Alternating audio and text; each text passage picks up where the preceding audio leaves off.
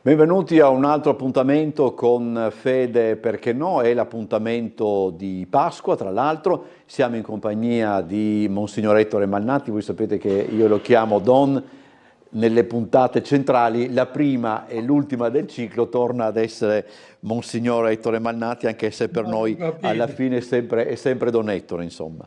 Allora, quali riflessioni, Don Ettore, a quali riflessioni ci conduce la Pasqua di quest'anno? Una Pasqua che vede insomma, molte preoccupazioni dappertutto nel mondo, insomma è una Pasqua che non arriva in giornate tranquille, diciamoci la verità. Dunque, anzitutto è la prima Pasqua senza Papa Francesco. Sì, Ricordiamo l'anno scorso che proprio ci ha dato il buona Pasqua e poi è ritornato alla casa del Padre. Quindi, la Pasqua con un nuovo pontefice, il quale sulle linee, in linea di massima di Papa Francesco ci accompagna verso una dimensione che è quella di un mondo in guerra, purtroppo, no? E quindi è una Pasqua che ci fa pensare, però ovviamente per noi la dimensione fondamentale è il recupero profondo della nostra spiritualità, cioè la Pasqua di morte e di resurrezione. Quindi il Signore Gesù ci offre l'opportunità di un'obbedienza al Padre, la quale ha una prospettiva, quella di liberare l'umanità da un impoverimento che è quello della colpa adamitica e quindi dalla incapacità di ritrovare, di rapportarsi con Dio, ma anche l'incapacità di rapportarsi tra noi. Infatti abbiamo la guerra, abbiamo l'odio, abbiamo l'invidia. E la Pasqua ci richiama costantemente a questo aspetto, ritornare a Dio, sentire profondamente il nostro impegno di essere nel mondo segni dell'amore di Dio, di camminare secondo quelle che sono le realtà proprie del cristiano, amore di Dio e amore del prossimo, verso una conversione di un uomo nuovo, dove il criterio fondamentale è quello di essere aperti alla dimensione soprannaturale che ci porta poi ad essere attenti alla dimensione fraterna.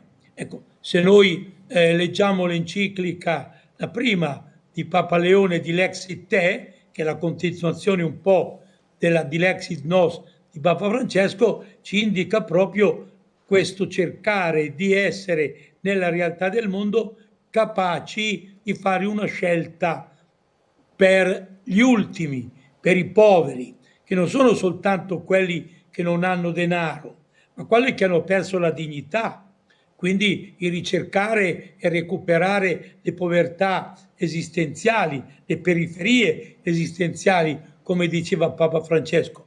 Ma se la prima periferia esistenziale, che è la nostra coscienza lontana dai criteri fondamentali, eccoci, non ritorna alla luce della verità e alla luce di Dio, ecco, poco noi possiamo essere, diciamo, credibili nei confronti del nostro prossimo. E quindi è necessario vedere la Pasqua come una rinascita interiore che ci porta alla relazione con Dio, ma ci porta anche alla fraternità, come diceva appunto Papa Francesco, ma anche quello che è il criterio del Vangelo. Quindi per noi cristiani la Pasqua ci ritrovi capaci di orientarci a un modo nuovo di essere credenti, credibili, in una dimensione che realizza le tre virtù teologali: la fede, la speranza e la carità. Don Ettore, riflettiamo, ma poco perché abbiamo pochissimo tempo, anche giusto un attimo sulla Passio che abbiamo sentito nel Vangelo della scorsa settimana, no? Tradizionalmente la Domenica delle Palme è dedicata alla lettura della Passio. Una Passio quest'anno davvero molto lunga, probabilmente ce ne sono di differenti rispetto ai 4 evangelisti, che però si chiude proprio, adesso non vorrei essere frainteso, si chiude nei tempi giusti, no? Annunciando quella che sarà il Vangelo di domenica. Il discorso è questo, che la passione e la morte di Cristo non sono la conclusione dell'evento Cristo, è una realtà, come dicevamo l'altra volta, transeunte, che ci porta a leggere come nell'obbedienza alla realtà del Padre noi possiamo essere, diciamo, nei confronti del mondo messi alla gogna, però nei confronti della nostra coscienza e nei confronti del rapporto con Dio noi siamo orientati alla luce.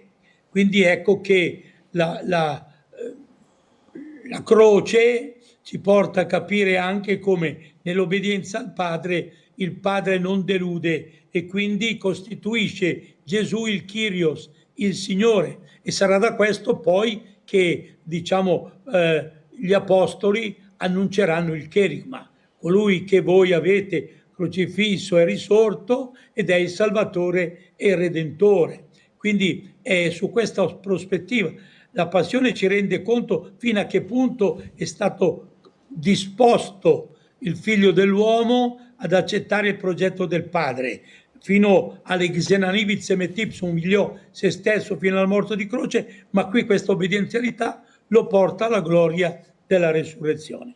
Don Ettore, grazie per essere stato grazie a voi e buona Pasqua a con tutti. Noi. Grazie, buona Pasqua a tutti e ci vediamo alla prossima. Grazie Don Ettore, ciao. Grazie di cuore.